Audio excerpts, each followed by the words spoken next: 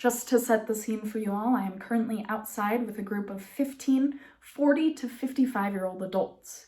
I've asked them get to know you questions and have learned that they're a very eager and excited group of people. I've let them know that I'll be asking questions throughout the program and I'm excited for their participation throughout. I've also set aside 5 minutes for them to go use the restroom, get a snack or a drink, and wiggle if they need to. We'll be beginning today's program with a reintroduction of myself and a reminder that they can use those facilities at any time during the program. After that, the program will proceed as usual. I hope you enjoy. Welcome, everyone. My name is Ranger Han, and I'm a Student Conservation Association intern here at Capitol Reef National Park. My job at the park is to take natural, cultural, and geologic history and turn it into programs and answers to your questions like you'll see today. Today I'll be giving a 10-minute geology program, and if at any point during the program you need to use the restroom, get a drink of water, eat a snack, or just get the wiggles out, feel free to do so. Restrooms will be located all the way down this pathway on your left. Today we'll be talking about how over 280 million years Capitol Reef changed. During this time, 19 distinct rock layers were formed in the park, and I could talk about them all, but that would take us another 280 million years, so I'll just talk about one rock layer today, the Navajo Sandstone.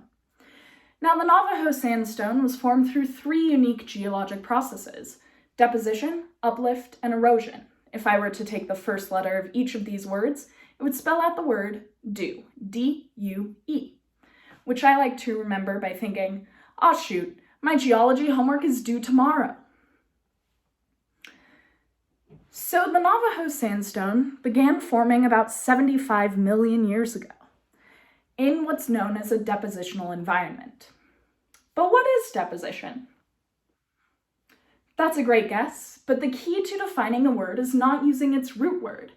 And so a depositional environment is an environment in which sediment is laid down over time.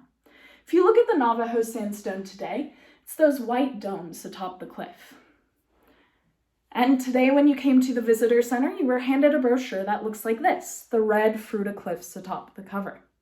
But if you were to come here 75 million years ago, you can imagine wind blowing sand into your face, sand getting into all of your pockets, and the climate being dry and arid. And you can imagine me handing you a brochure that looks like this, the white rolling sand dunes across the cover, like Great Sand Dunes National Park in Colorado. This was the depositional environment for the Navajo Sandstone. Millions of pieces of sand were solidified together over time to become the rock you see today. Today you see about 1,000 feet of Navajo Sandstone. 75 million years ago, that would have been 10,000 feet of sand, the largest sand dunes in the world's history.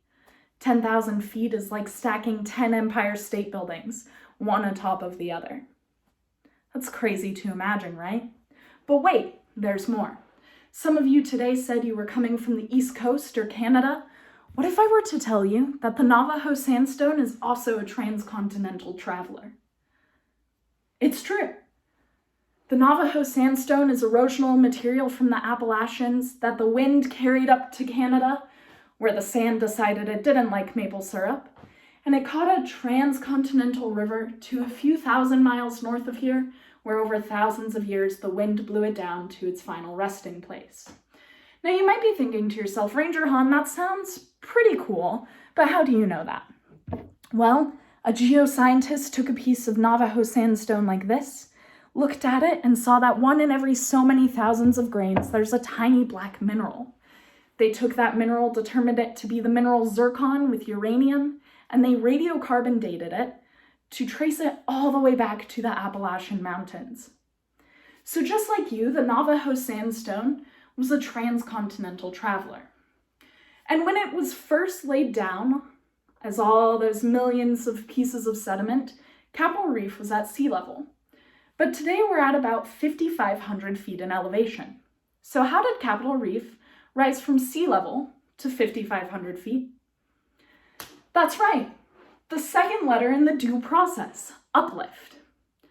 Now, when I think of uplift, I imagine a sheer breakage, like you might think of these cliffs here. But that's not quite what happened. Uplift is caused by the movement of tectonic plates, and you might remember learning about tectonic plates in grade school. And you might have noticed that I'm a very serious person, so when I explain tectonic plates, I like to use plates.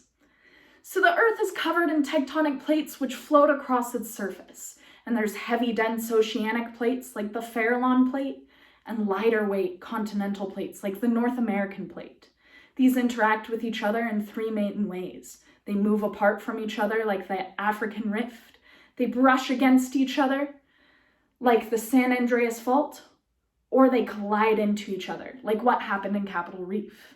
200 million years ago, the Farallon plate, a heavy, dense oceanic plate, began to collide into the North American plate and started to push up the North American plate. This created the Colorado Plateau in a nice even slant. But something special happened in Capitol Reef. An ancient fault was activated, and instead of our rocks pushing up in a slant or breaking up like the Rocky Mountains, they bent. But how do rocks bend? Well, Navajo Sandstone is a sedimentary rock. And imagine your hand, take it with me like this, and your fist were to be pushed together. There's air gaps between your hand and your fist, right? And there's air gaps between each of the pieces of sediment there. This is my sponge prop. His name is Bob. And if you look, each one of these striations across him represents a different rock layer in Capitol Reef. Now, Bob is very malleable. And the reason he's so malleable is all of the air holes in his sponge. So all of those air pockets in those rocks can be compressed and squeezed together.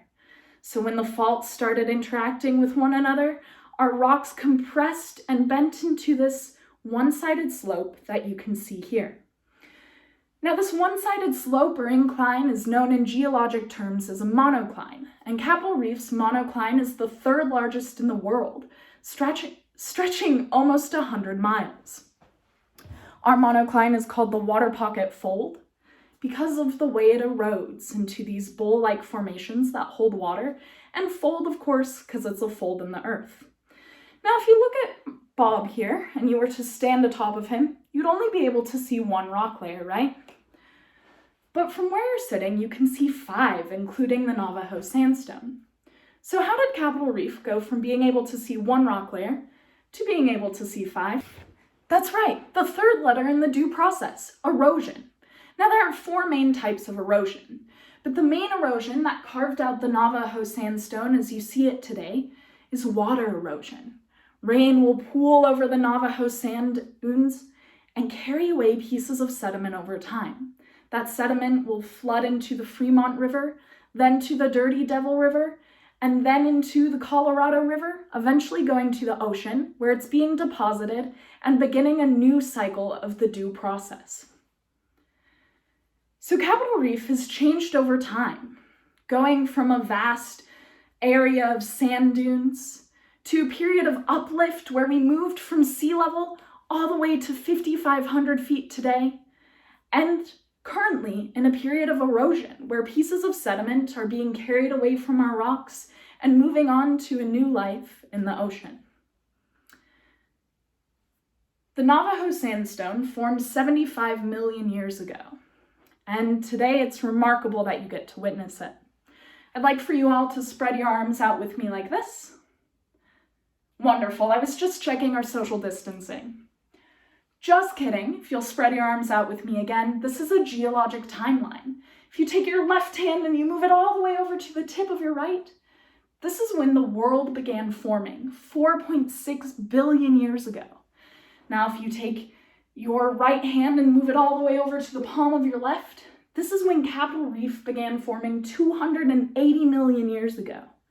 And if you take your hand with me like this, and you look at just the little bit of white of your fingernail, and you shave it off with a nail file, that's all of human history erased, which is why it's so remarkable that you get to sit here today and witness 280 million years of geologic history. Thank you so much for coming to my program. I do have these handy-dandy free souvenirs you can take home with you that talk more about Capitol Reef's geology and geologic features. And I'll stick around and answer any questions if you have them. Again, thank you for coming. You've been a fantastic audience. After the program was finished, of course, I encourage people to stick around, ask me questions, and also to write down their thoughts on comment forms that we have, which will go back to input for our programs. Thank you guys for watching my program. I really enjoy the time you've taken for this.